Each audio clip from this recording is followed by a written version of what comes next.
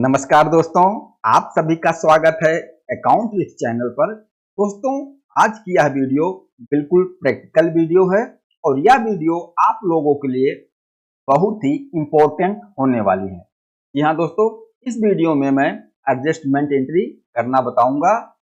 कौन सी adjustment entry? मान लीजिए फाइनेंशियल ईयर 23-24 में आपका कोई एक्सपेंस डिसअलाउ हो जाता है, income tax section 43B close के हिसाब से डिसअलाउ हो गया और वह एक्सपेंस आपका बन गया इनकम। अगर इस तरीके की ट्रांजैक्शन आपके सामने आती है तो उसका ट्रीटमेंट आप किस तरीके से करेंगे, अपने बुक्स ऑफ अकाउंट में किस तरीके से एंट्री पास करेंगे, उसका इफेक्ट क्या पड़ेगा आपके प्रॉफिट एंड लॉस अकाउंट में, आपके बैलेंस शीट में, सब कुछ हम प्रैक्टिकल देखने वाले हैं। अगर मान लीजिए 23-24 में आपका एक्सपेंस डिसअलाउ हुआ, आपका इनकम बन गया और फिर नेक्स्ट फाइनेंशियल ईयर 24-25 में आपने अपने सप्लायर को पेमेंट कर दिया, फिर आपको उस एक्सपेंस को क्लेम करना है। क्लेम करने के लिए फिर आप किस तरीके से एंट्री पास करेंगे, बिल्कुल प्रैक्टिकल टैली में करके मैं आप सबको दिखाऊंगा। अपना केस क्या है, सबसे पहले हम यह देख लेते हैं कि अपना किस तरीके की ट्रांजैक्शन अपने को पास करनी है। यह हमारी कंपनी का है प्रॉफिट एंड लॉस अकाउंट। यहां पर नेट प्रॉफिट कितना आ रहा है? 1,52,000।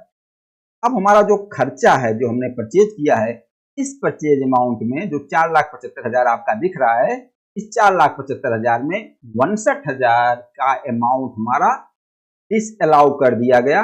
एक्सपेंसेस डिसअलाउ क्यों कर दिया गया भैया? जो इनकम टैक्स का सेक्शन 43B क्लोज H है, उसके हिसाब से डिसअलाउ कर दिया गया। उसमें क्या कहा गया था हम सब लोग जानते हैं कि अगर आपका सप्लायर माइक्रो या स्मॉल एंटरप्राइजेस है, MSME में रजिस्टर्ड है, मैन्युफैक्चरर है, सर्विस प्रोवाइडर है, आपने उससे कोई सर्विस लिया या कुछ परचेज किया है, अगर टाइम लिमिट के अंदर आप उसको पेमेंट नहीं करोगे तो आपका वो खर्चा डिसअलाउ हो जाएगा और आपकी इनकम बन जाएगी।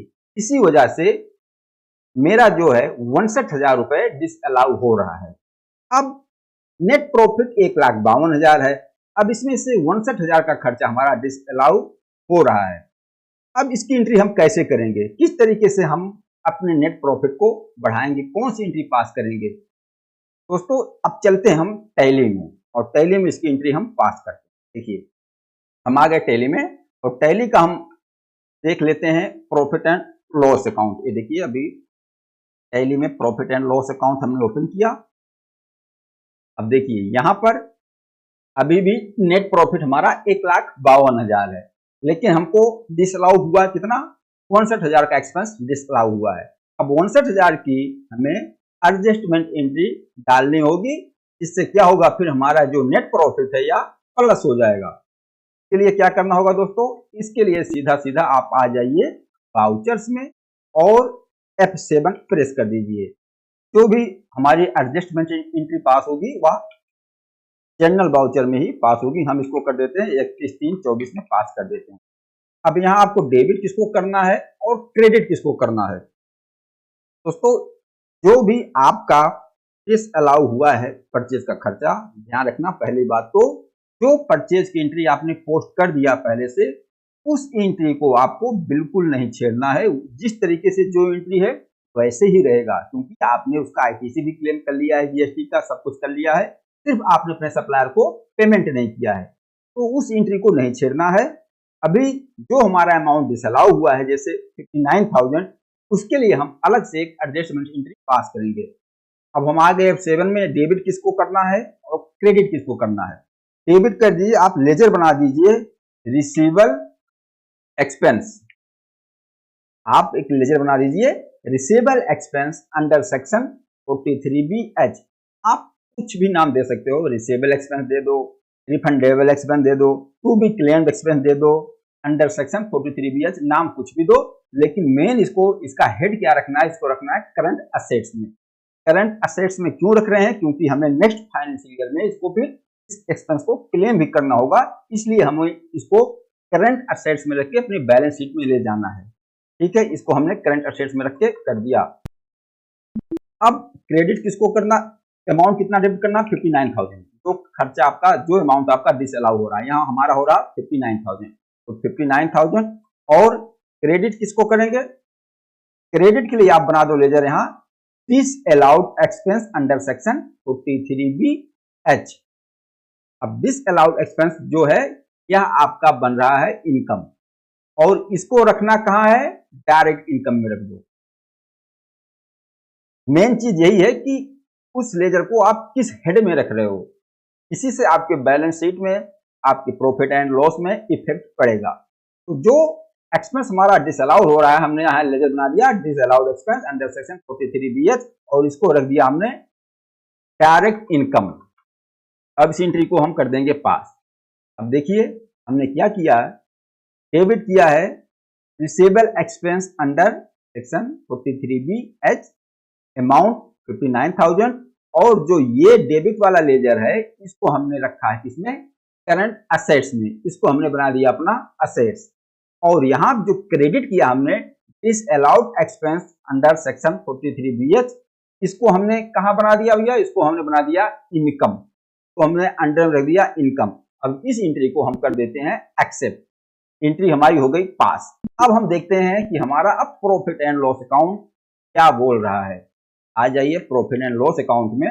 अब मैं आपको प्रॉफिट एंड लॉस अकाउंट भी दिखा देता हूं। ये देखिए अब हमारा प्रॉफिट एंड लॉस अकाउंट में नेट प्रॉफिट कितना आ गया? 2,11,000। जब हमने 59,000 वाली एंट्री नहीं पास किया था तो उससे पहले कितना था हमारा? 1,52,000 नेट प्रॉफिट। अब हमारा जो है नेट प्रॉफिट बढ़ गया, 1,52,000 में 62,000 हमारा ऐड हो गया। अब नेट प्रॉफिट हो गया 2,11,000।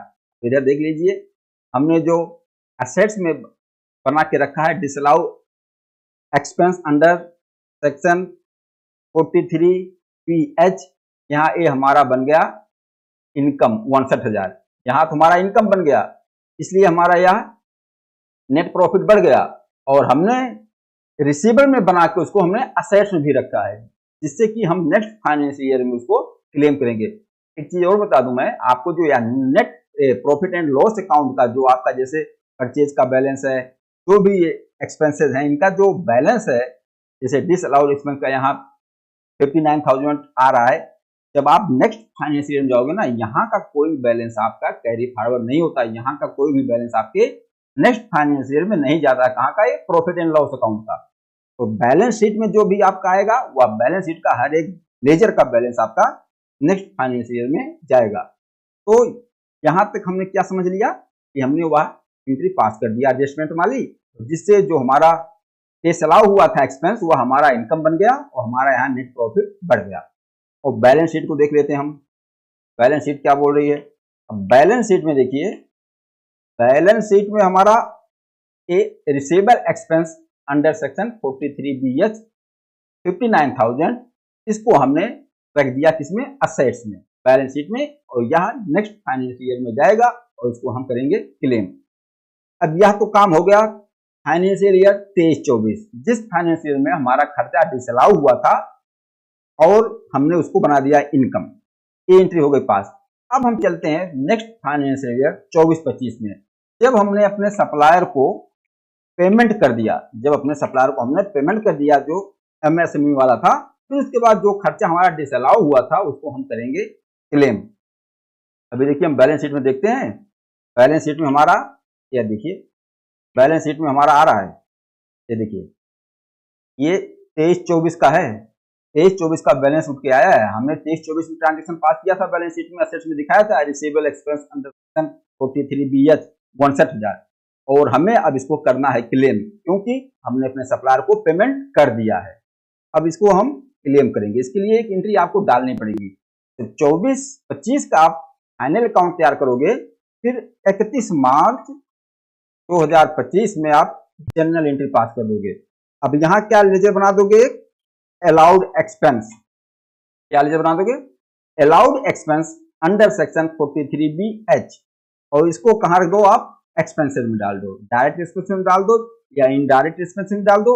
ये सीधा आपका जो है इनकम को ही कम करेगा, प्रॉफिट को ही कम करेगा। हमने इसको डाल दिया डायरेक्ट एक्सपेंस में, डायरेक्ट एक्सपेंस में डाल दिया। अब डेबिट कितना अमाउंट?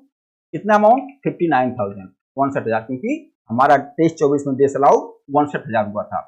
और क्रेडिट यहाँ कर दो रिसीवेबल एक्सपेंस, जो कि आपका बैलेंस शीट में असेट्स में था कितना 61,000, अब आप क्लेम कर लो 61,000। ओके हो गया। अब देखिए, अब हम देख लेते हैं प्रॉफिट एंड लॉस अकाउंट। अब प्रॉफिट एंड लॉस अकाउंट में 23-24 में अभी तक हमने कोई भी ट्रांजेक्शन नहीं किया था, सिर्फ फर्स्ट ट्रांजेक्शन यही किया। देखिए 61,000 आपका नेट लॉस में आ गया, मतलब जो 61,000 आपका 23-24 में इनकम बन गया था एक्सपेंस, अब जब आपने उसको क्लेम किया 24-25 में वह 61,000 नेट लॉस में आ गया, मतलब आपकी इनकम को कम कर दिया। क्लियर हो गया। और बैलेंस शीट से जो आपका रिसीवेबल का लेजर था वह नील हो गया। रिसीवेबल एक्सपेंस, देखिए ये लेजर आपका नील हो गया। दोस्तों इस तरीके से आप, अगर आपके सामने इस तरीके का केस आए कि आपका कोई खर्चा आपका ऑडिटर डिसअलाउ कर दिया, आपको पता चल गया इतना अमाउंट हमारा डिसअलाउ हो रहा है, तो आपको इस तरीके से एंट्री पास करनी है। तो दोस्तों मैं उम्मीद करता हूं कि इस वीडियो से आप लोग समझ गए होंगे, एक नई तरीके की ट्रांजेक्शन आ गई है, क्योंकि आपका खर्चा ही अब इनकम बन रहा है। यह तो पहली बार ही हो रहा है कि हमेशा तो खर्चा हमारा एक्सपेंस ही होता था, लेकिन अब हमारा खर्चा भी इनकम बन जा रहा है। किसके हिसाब से, ये जो इनकम टैक्स का सेक्शन 43B क्लोज एच है, उसके हिसाब से, जो अगर आपने एमएसएमई वाले को पेमेंट नहीं किया हुआ, माइक्रो या स्मॉल एंटरप्राइजेज वाले में है, तो अगर इस तरीके की ट्रांजेक्शन आपके सामने आती है तो आपको इस तरीके से ट्रांजेक्शन पास करना। दोस्तों इस वीडियो के बारे में बताना, यह वीडियो आप लोगों को कैसा लगा। नमस्कार, धन्यवाद।